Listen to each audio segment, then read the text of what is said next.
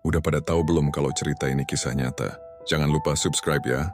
Jadi dulu di sebuah desa terpencil yang terisolasi di India, hiduplah seorang pria tua sederhana bernama Dashrath Manjhi. Ia bukan orang kaya, bukan pejabat, hanya seorang petani miskin yang tinggal di kaki gunung berbatu besar. Desa tempat ia tinggal sangat terisolasi.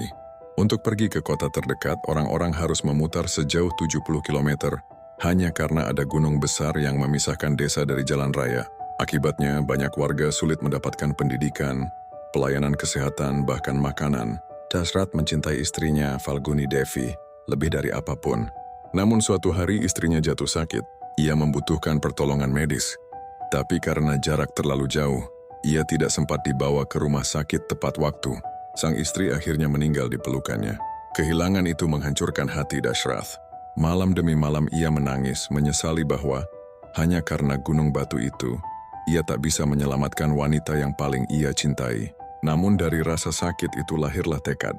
Dashrath bersumpah, "Aku akan membuat jalan melalui gunung ini meskipun harus menghabiskan seluruh hidupku." Dengan hanya berbekal palu dan pahat sederhana, ia mulai memukul batu demi batu. Orang-orang menertawakan dan mengejeknya. Mereka berkata ia sudah gila. Mana mungkin seorang diri bisa membelah gunung? Tapi Dashrath tidak peduli. Dari pagi hingga petang, dari panas terik hingga hujan deras, ia terus bekerja. Tangannya penuh luka, tubuhnya kurus tapi hatinya dipenuhi cinta dan tekad. Hari berganti tahun. Tahun berganti puluhan tahun. Tak ada yang tahu berapa banyak tetes keringat yang jatuh, berapa banyak darah yang mengalir. Namun Dashrath tidak pernah berhenti. Cukup 2 tahun lamanya ia berjuang seorang diri, tanpa bantuan mesin, tanpa uang. Hanya dengan palu, pahat, dan hatinya yang keras seperti batu yang ia hancurkan.